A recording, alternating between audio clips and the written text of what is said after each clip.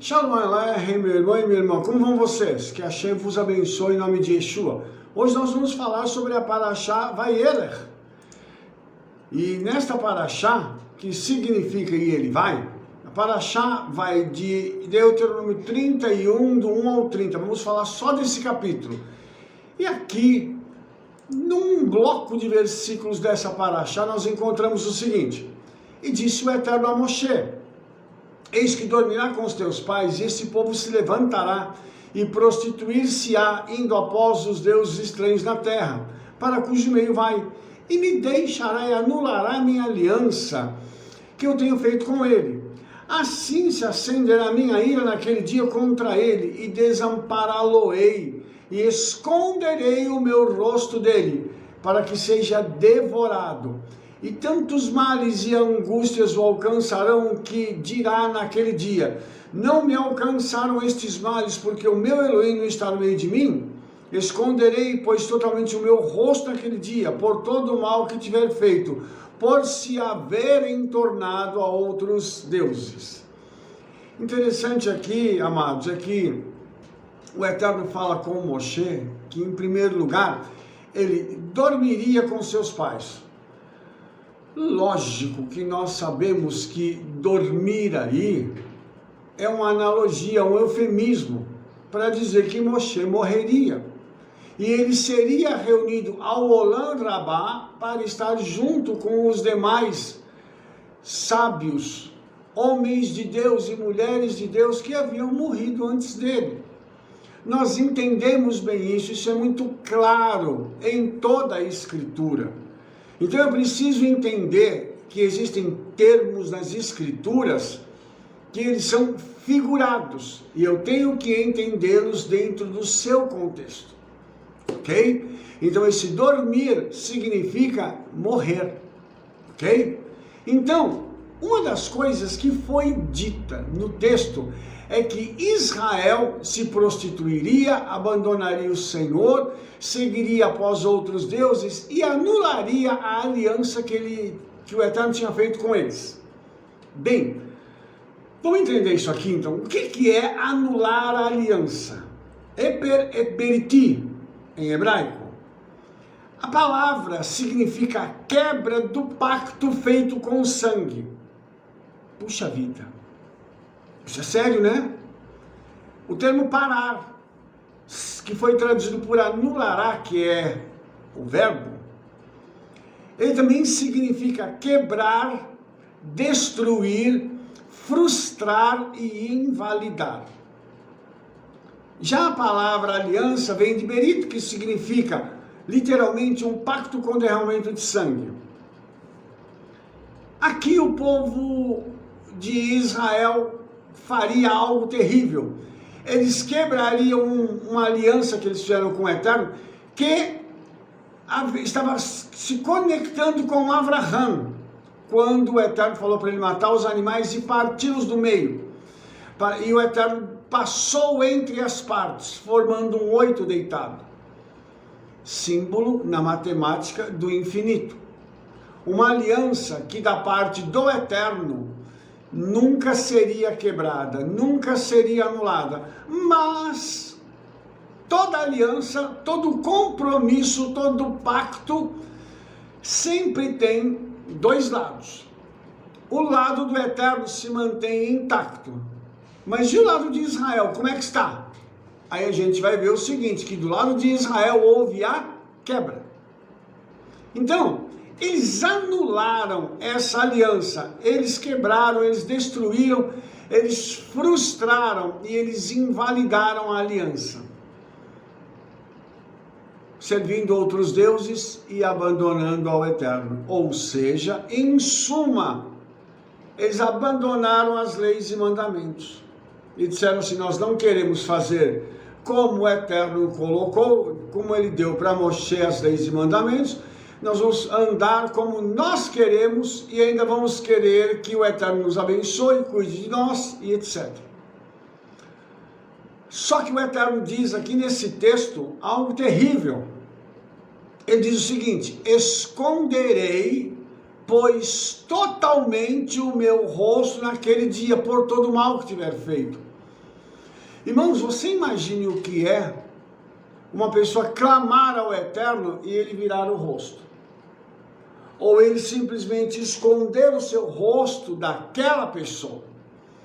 Aí você vai dizer assim, Rabino, mas cadê a misericórdia? Cadê o amor do Eterno? Continua intacto. Só que nós devemos entender que se o Eterno está dizendo aqui que as pessoas vão abandoná-lo, não foi ele que abandonou você, você pode tê-lo abandonado.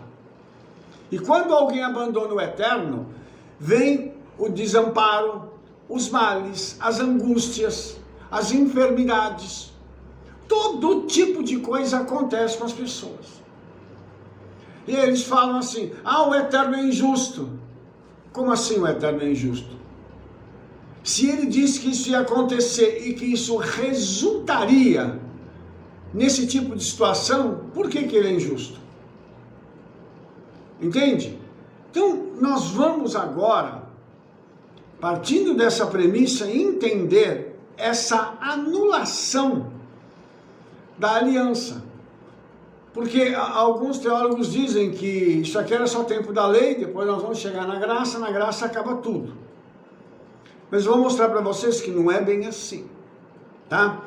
Interessante, irmãos, que esse termo que nós estamos usando aqui, anulação da aliança, ele é oposto a um outro termo que foi dado para nós através do profeta Jeremias. Ele vai aparecer a primeira vez aqui no profeta Jeremias. Jeremias 31:31 diz o seguinte: eis que vem dias, diz o Eterno, em que farei um novo concerto, está aqui no português, com a casa de Israel e a casa de Judá.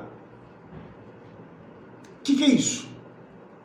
A palavra lá em hebraico para novo concerto é Brit Hadashah. Começa a soar familiar para você? Então o Eterno está dizendo o seguinte: eis que vem dias, diz o Eterno, que farei uma restauração da aliança. Porque Brit Hadashah não é algo novo. É algo que já existe, mas que ele será restaurado. Ok? O conceito de novo é o conceito daquilo que é inédito. E o Eterno não iria destruir toda a Torá para entregar alguma coisa nova para os filhos de Israel e colocar isso no coração deles. Não. Ele vai restaurar algo que já foi feito lá atrás com Abraão.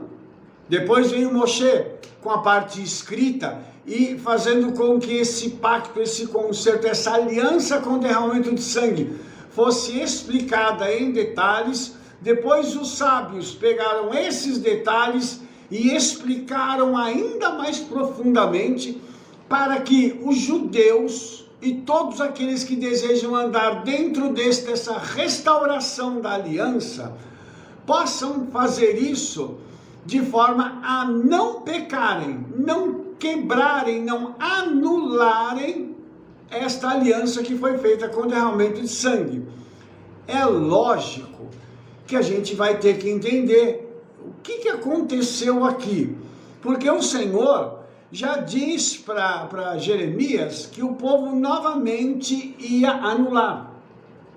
Aí, no verso 32, ele diz assim: não conforme o concerto que fiz com vossos pais, no dia em que os tomei da mão para os tirar da terra do Egito, porque eles invalidaram o meu concerto. Então aqui a profecia já se cumpriu, ok? Apesar de eu os haver desposado. Esse termo desposado aqui significa que a nação de Israel, de noiva, virou esposa do Eterno. Olha só que coisa linda, tá? No verso 33 ele diz assim, para continuar o raciocínio: mas este é o concerto que farei com a casa de Israel depois daqueles dias, diz o Eterno: porei a minha Torá no seu interior, e a escreverei no seu coração, e eu serei o seu Elohim, e eles serão o meu povo. Aí a gente faz uma pergunta: isso aqui se cumpriu? Se isso aqui se cumpriu, quando e como se cumpriu? Então nós vamos ver algumas coisas interessantes aqui, tá? A primeira coisa que a gente vai ver aqui está relacionada com Yeshua. Quando Yeshua veio, qual foi um dos objetivos de Yeshua? Vivenciar a Torá, ok? Aí vem aquela pergunta: nossa, ele vivenciou a Torá, então eu não preciso mais cumprir nada, né? Vamos ver? Vamos ver se não precisa fazer mais nada? Olha as palavras de Yeshua aqui. Está escrito aqui em Mateus 5, do 17 ao 19. Vou ler para você. Está escrito assim: não cuideis que vim destruir a Torá ou os profetas. Não vim abrogar, mas cumprir. Então, isso significa o seguinte: que o que os filhos de Israel fizeram anulando, Yeshua está restaurando. Ok? Aí, continuando o raciocínio, Yeshua diz assim: porque em verdade vos digo que até que o céu e a terra passem, nem o Yud ou Tio se omitirá da Torá sem que tudo seja cumprido. Aí eu faço uma pergunta para você: o céu está em cima das nossas cabeças e a terra está abaixo? Está. Então essa palavra ainda está valendo. E aí Yeshua continua o raciocínio para fechar, dizendo o seguinte: qualquer, pois, está falando de qualquer pessoa, que violar um desses pequenos mandamentos, e assim ensinar aos homens, será chamado o menor do poder soberano de Elohim. Porém, aquele que os cumprir e ensinar, será chamado grande do poder soberano dos céus. Então, amados, o que nós temos aqui?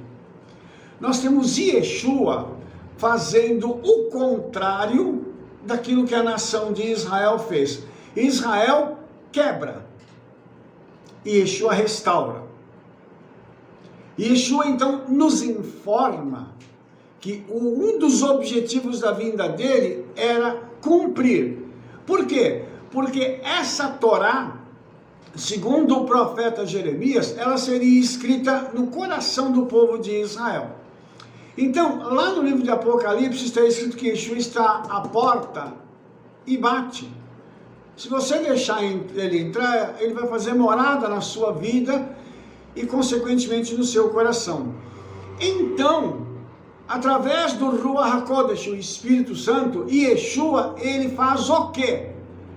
Ele, como ele é a Torá viva, ele vai escrever essa Torá dentro do nosso coração para restaurar aquilo que foi quebrado no passado.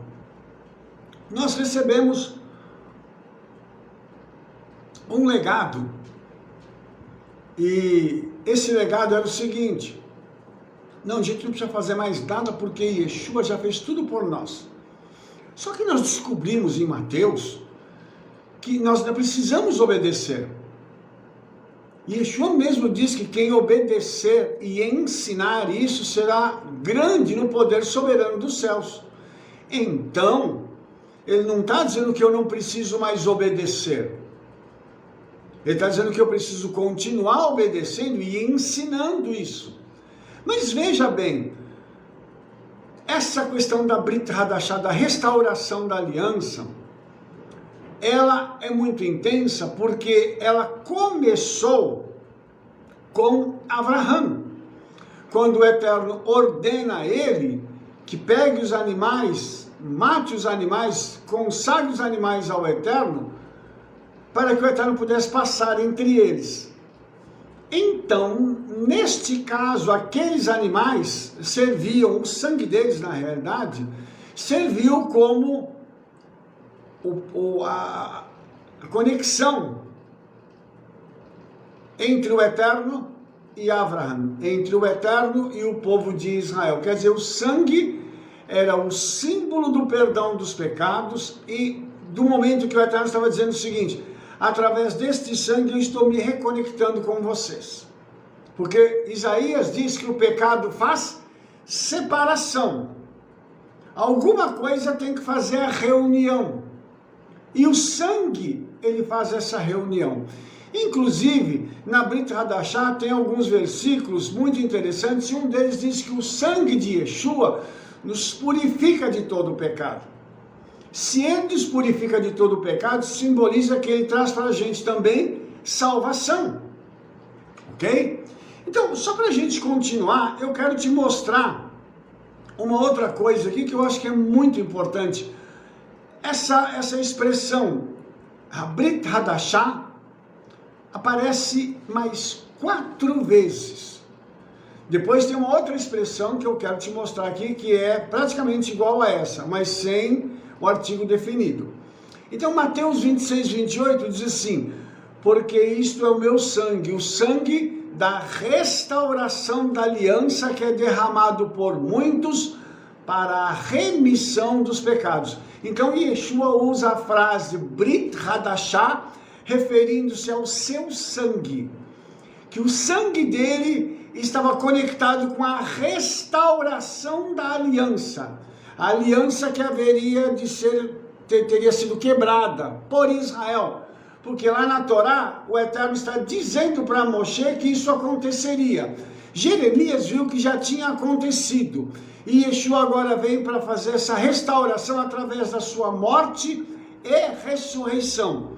Aí tem os versículos paralelos a isso, que é Marcos 14, 24, que diz assim: e disse-lhes, isto é o meu sangue, o sangue da restauração da aliança, que por muitos é derramado. Eu não sei se você percebeu aqui, mas isso aqui não é para todos. Aí você fala assim: nossa, Rabino, misericórdia, como assim não é para todos? Não é para todos, porque nem todo mundo vai querer que esse sangue possa trazer perdão dos pecados e purificação para a sua vida. Vai ter gente que vai rejeitar este sangue. Então você percebe aqui que aquilo que aconteceu com Abraham agora está sendo concretizado para toda a humanidade através de Yeshua. Agora não de forma figurativa, mas de forma plena. Tá? O outro versículo paralelo, Lucas 22, 20. Aí está escrito assim: semelhantemente tomou o copo depois da ceia, dizendo, este cálice é a restauração da aliança do meu sangue que é derramado por vós. E Yeshua está em Pessah. Ele está informando que um dos copos, uma das taças de Pessah, está relacionada à restauração da aliança, apontando para o sangue de Yeshua. O cálice da redenção. Olha que coisa tremenda. Então Yeshua, ele faz estes tipos de associações e ele vai desenvolvendo isso para nos mostrar o que, irmãos? Que tudo aquilo que havia sido feito através da nação de Israel, que o Eterno profetizou, entregou uma palavra para Moshe, dizendo que isso iria acontecer, que eles iam anular. Mas alguém tinha que restaurar. Porque se aquela anulação continuasse, o homem não teria como receber a redenção plena. Entende o que eu estou falando?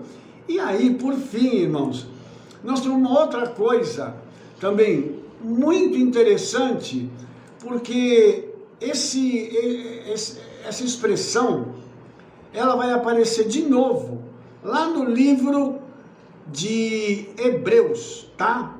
Aqui ela aparece assim: e aquele que por isso é o mediador da restauração da aliança, para que, intervindo a morte, para a redenção das transgressões que havia debaixo do primeiro testamento, os que são chamados recebam a promessa da herança eterna. Esse texto de Hebreus 9:15 refere-se a quem? Refere-se a Yeshua. demonstrando que esta restauração da aliança tem um mediador, alguém que está intermediando essas questões, que é o próprio Yeshua. E olha que interessante, ele faz a intermediação usando o seu próprio sangue. E ele vai fazer uma coisa interessantíssima. Ele vai vencer a morte para que haja redenção. Você sabe que a morte, ela está relacionada a Satanás, mas a morte, ela precisava ser vencida, porque a morte só entra na história humana quando o pecado tem lugar. Quando o homem, então, não pecou, que foi o caso de Yeshua, quando ele morre e ressuscita, ele então cancela o poder da morte para impedir a redenção. Agora, a morte, ela vai ser vencida pela ressurreição.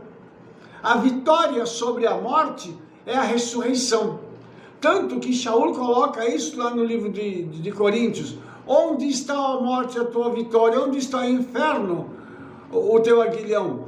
Demonstrando que Yeshua havia vencido já, e agora o homem teria condições de ter acesso a isso, porque existe uma promessa de vida eterna.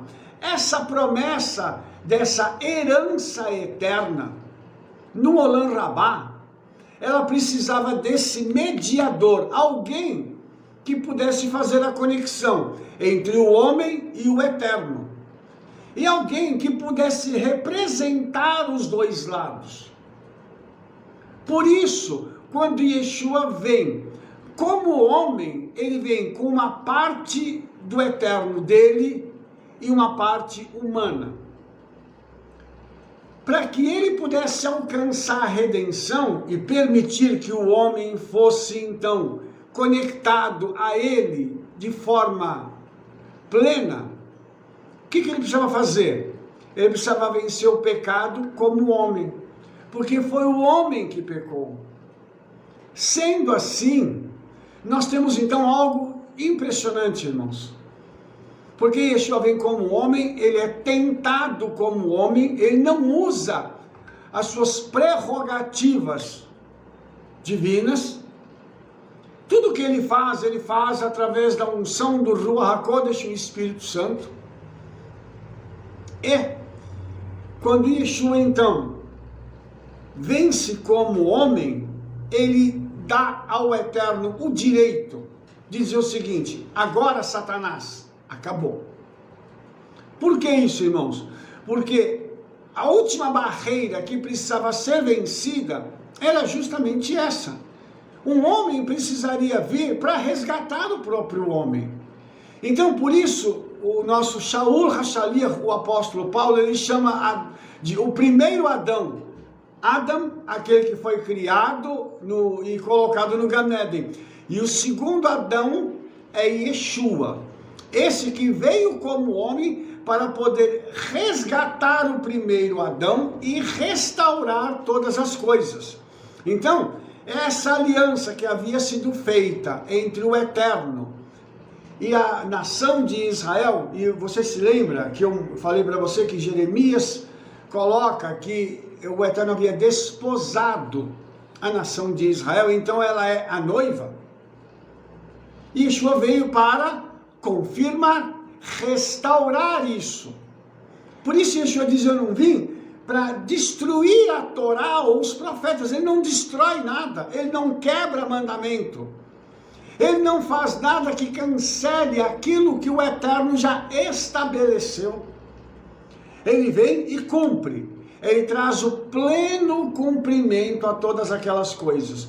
E quando ele faz isso, ele permite-se então ser Senhor de todas as coisas. E aí, Yeshua é Senhor sobre a natureza, porque ele venceu todas as coisas. E Yeshua é Senhor sobre as enfermidades, porque ele, enquanto esteve na terra, curou as enfermidades, e depois ele envia o Ruach HaKodesh, e através do poder do Ruach HaKodesh, o Espírito Santo, os seus discípulos, durante as eras seguintes, vão orar pelos enfermos e eles serão curados. Porque a aliança que o Eterno fez lá atrás continua valendo. Nós oraríamos por pessoas mortas e elas ressuscitariam. Nós oraríamos em questões naturais, os céus se abririam ou se fechariam. Entendeu? Então, tudo isso está no domínio dessa restauração da aliança. Algo que o Eterno já havia feito com Israel. Israel então quebra isso, Israel anula. Jeremias, ele entende isso, ele explica como é que isso aconteceu, explica como seria feito no futuro, e Yeshua vem e restaura. Então, todo esse passo a passo, ele é muito interessante aqui na Torá. E é interessante a gente perceber que a cada vez, por exemplo, que nós fazemos o nosso Kiddush do Shabat, nós tomamos então lá o cálice, e nós recitamos: este cálice é a restauração da aliança no meu sangue, repetindo as palavras lá do livro de 1 Coríntios, capítulo 11. O que nós estamos dizendo?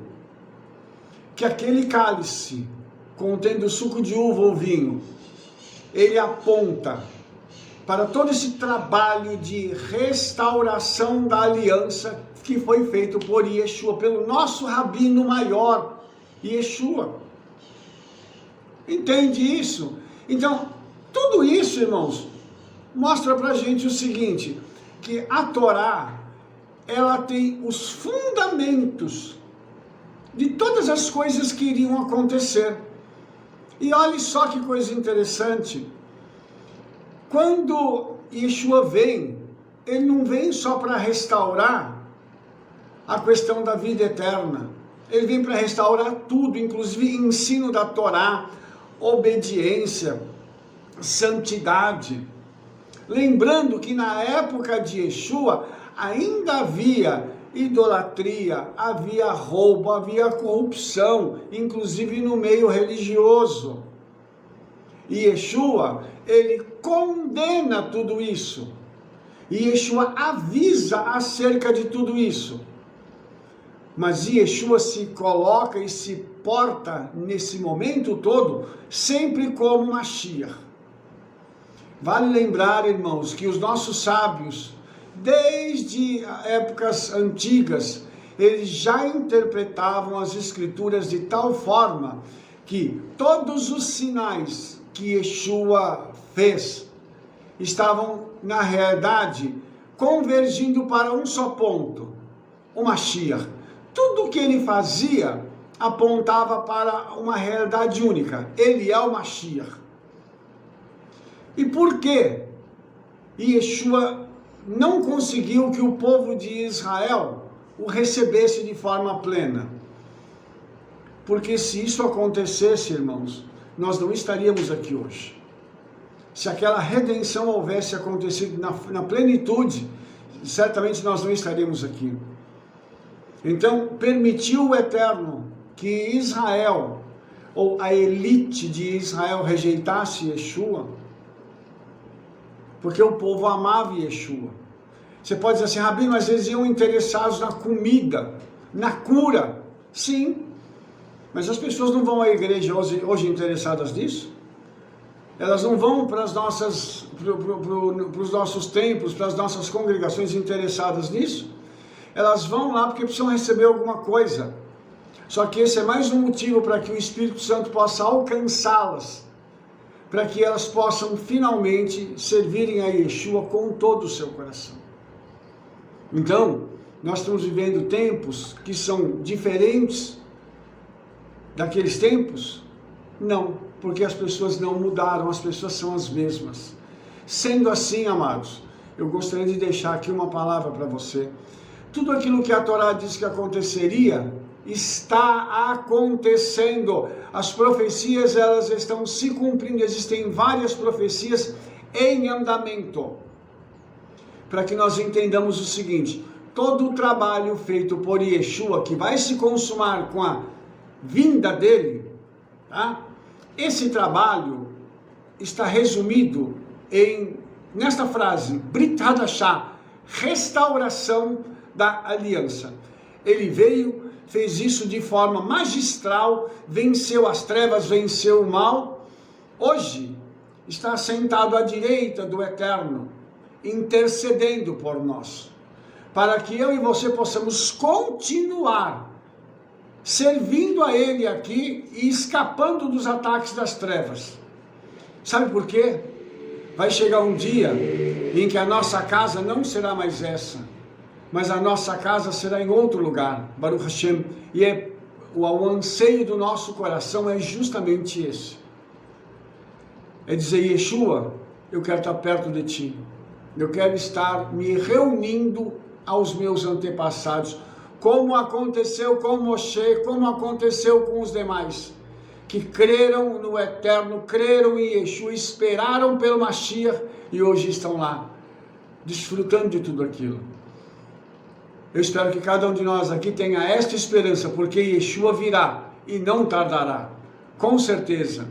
Prepara-te, porque as Escrituras dizem, prepara-te, ó Israel, para te encontrares com o Eterno teu Criador. E eu te digo, prepara-te para te encontrar com o teu Mashiach, Yeshua. Baruch Hashem. Amém? Se você gostou desse vídeo, dê um like aí, favorite, clique no sininho para que você possa receber todas as nossas recomendações e fale para todo mundo o trabalho que nós estamos fazendo. Nos veremos no nosso próximo vídeo. Shalom, shalom.